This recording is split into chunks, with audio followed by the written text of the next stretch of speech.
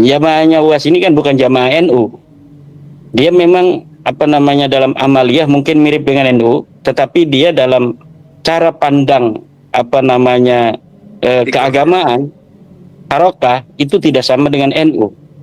Jamaahnya saja bukan jamaah NU, itu sama dengan para mukibin ustadz-ustadz pendukung Habib itu yang sekarang membela nasab Habib itu sebenarnya tidak ada kaitan dengan NU.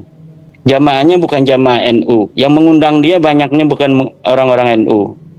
Walaupun dia mengatasnamakan NU seperti Ustadz Wafi, Ustadz Idrus Ramli, tetapi tidak ada kaitan dengan bagaimana perjuangan ke-NU-an.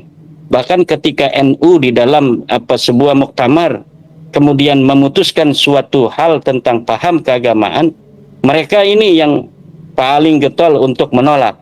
Ustadz Lutfi Basori, Ustadz Idrus Ramli, dan wa akhwatihim itu mereka lah orang-orang yang menolak pandangan-pandangan NU dalam kenegaraan misalnya, di dalam berbagai macam pandangannya terhadap khilafah misalnya. NU menolak khilafah. Ustadz Abdul Somad ini pendukung khilafah. NU menolak FPI. Gus Naji mendukung FPI. Nah, jadi pendukung-pendukung nasab habaib hari ini itu dari kelompok-kelompok yang semacam ini hari ini ya. Kalangan netizen di media sosial memberikan komentar, komunisme yang sesat dibolehkan dipelajari, khilafah kekhalifahan yang dicontohkan oleh para sahabat-sahabat Rasulullah dimusuhi. Sampai-sampai Ustadz Abdul Somad datang ke Profesor Din Samsudin. Waktu itu Profesor Din Samsudin sebagai Ketua Majelis Ulama Indonesia Pusat. Prof, kami tidak boleh mensosialisasikan surah Al-Baqarah ayat 30. Kenapa? Karena itu ayatnya HTI. Ada Al-Quran ayatnya HTI itu. Baru dengar ini saya. Surah Al-Baqarah ayat 30 itu katanya ayatnya HTI, tidak boleh disosialisasikan. Itu kan surah Al-Baqarah ayat 30 itu kan a'udzubillahi minasyaitonir rajim. Wa idz qala rabbuka lil malaikati inni ja'ilun fil ardi khalifah. Sesungguhnya Allah berfirman pada para malaikatnya, sesungguhnya aku akan menciptakan di bumi ini seorang khalifah. Kalau pemerintahannya namanya khilafah, orangnya namanya khalifah. Nah itu tidak boleh. Karena Indonesia sekarang berubah kiblat ke Cina. Tidak boleh membahas itu. Sehingga akhirnya Menteri Perhubungan, yaitu Bapak Budi Karya Sumadi, minta kepada rektor-rektor se-Indonesia untuk mencurigai aktivitas mahasiswa di masjid dan asrama mahasiswa. Kalau mahasiswa baik di masjid maupun di asrama dia sangat intens dengan Al-Quran, itu masuk kategori radikal. Kira-kira ada kaitan enggak Menteri Perhubungan dengan ini tadi mahasiswa-mahasiswi yang sedang mengkaji Al-Quran? Ada hubungan enggak? Tidak ada. Menteri Perhubungan itu urusannya perhubungan darat, laut, udara. Kalau masalah-masalah agama itu Menteri Agama.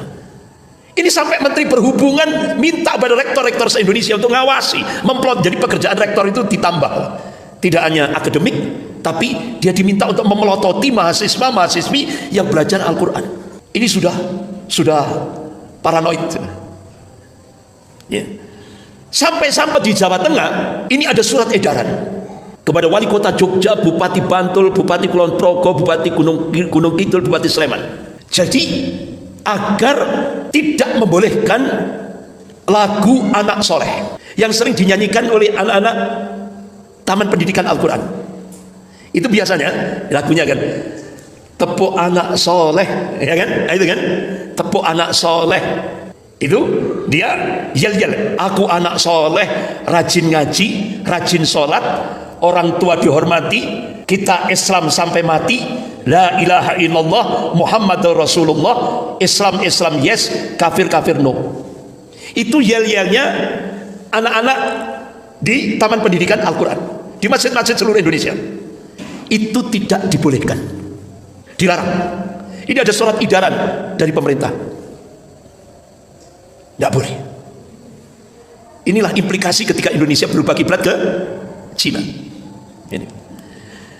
Bahkan sampai bapak-bapak ibu yang dimuliakan Allah, Menteri Agama waktu itu Pak Fakhrul Razi, jadi sebelum Pak Yakut Kumas, Pak Fahru Razi, itu menarik buku-buku di madrasah sanawiyah, madrasah aliyah yang mengungkap tentang kekhalifahan, karena itu sangat membahayakan Cina.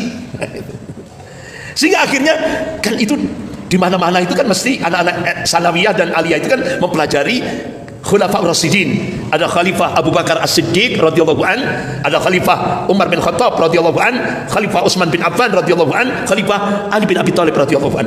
Jadi materi buku-buku itu ditarik lagi, karena itu masuk kategori radikal. Nah terus kalau umpama kekhalifahan itu dihapus, terus bagaimana Islam ini? Itu Pak. Sehingga akhirnya Profesor Din Samsudin sebagai ketua Majelis Ulama marah beliau. Kalau gitu nggak perlu Kementerian Agama, langsung aja Kementerian Anti Radikalisme. Itu artinya terus Profesor Din Samsudin sebagai ketua Majelis Ulama, bagaimana dengan radikal ekonomi yang itu mengarah kepada kapitalisme, sistem riba? Bagaimana radikal politik yang di situ sudah menghalalkan segala cara? Bagaimana kapitalisme, liberalisme kok tidak dijadikan masalah penting? Kok Islam, umat Islam dipinggirkan? Padahal yang menghancurkan negara itu radikal ekonomi, radikal politik, kapitalisme, liberalisme, itu yang menghancurkan negara Indonesia, bukan umat Islam. Nah ini Bapak-bapak, ibu-ibu yang dimuliakan Allah, bahkan sampai deputi unit kerja presiden, yaitu Bapak Dr. Anas Saidi, beliau deputi bidang pengkajian dan materi unit kerja presiden dan pembinaan ideologi Pancasila, di depan pemuda-pemuda seluruh Indonesia di Hotel Arya Duta Jakarta, beliau sampaikan, di Indonesia sekarang ateis boleh, murtad pun boleh. Ini implikasi ketika Indonesia berubah kiblat ke Cina, syarat yang harus dilaksanakan oleh Indonesia. Bayangkan Bang, ateis boleh, murtad pun boleh. Coba sekarang kalau kita kembalikan pada nas, murtad dibolehkan.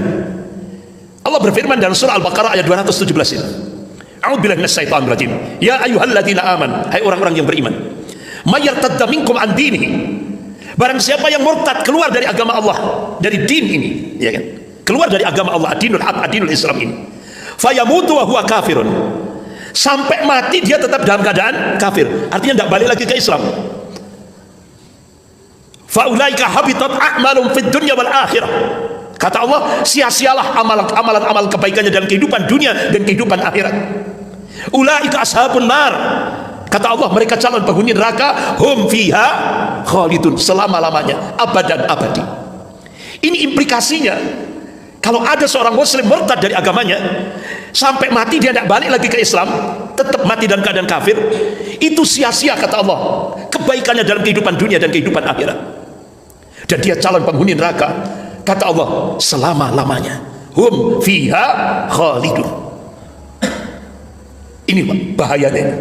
Tapi pejabat kita menyatakan tidak apa-apa. Coba, begitu mudahnya dia sampaikan seperti itu, padahal implikasinya berat. Murtad itu, ateis pun. Nah bapak-bapak, ibu-ibu yang dimuliakan Allah, jadi kalau ini dibiarkan oleh umat Islam, selangkah lagi Indonesia akan menjadi sebuah negara komunis. Ini yang harus diantisipasi. Oleh karena itu bapak-bapak, ibu-ibu yang dimuliakan Allah, kembali ke pembahasan kita. Nah, kira-kira syarat pertama yang diajukan oleh Cina ke Indonesia, kira-kira sudah menjadi sebuah fakta empiris enggak? Sudah menjadi realitas enggak di Indonesia? Nah ini kita coba tentang kehidupan sekuler ini, akar masalah yang sekarang menjadi masalah umat, problematika umat Islam kekinian atau kontemporer. Yang pertama, ketika Indonesia dipaksa oleh Cina untuk menjadikan sistem kehidupan sekuler dalam kehidupan berbangsa dan bernegara, tata sosial kita diarahkan pada individualistik, bukan lagi sistem jamaah yang diperintah oleh Rasulullah SAW.